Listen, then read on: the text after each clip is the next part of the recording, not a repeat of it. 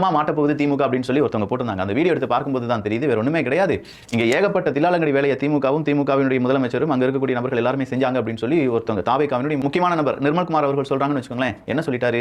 வேற ஒன்றும் இல்லை, முதலமைச்சர் சட்டமன்றத்தில் 607 காவலர்களை நாங்கள் டிப்ளாய் பண்ணியிருந்தோம் அப்படின்னு சொல்றாங்க.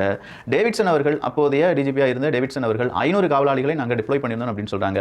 ஸோ அவங்களுக்குள்ளேயே பல முரண்பாடுகள் இருக்கு.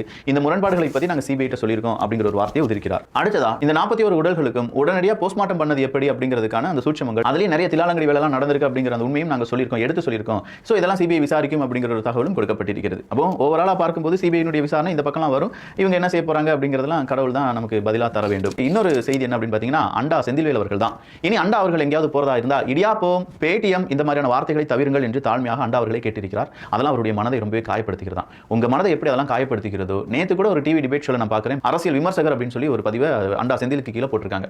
செந்தில் அப்படின்னு சொன்னாலே அண்டா அப்படின்னு சொல்லி தான் அர்த்தமாகிவிட்டது.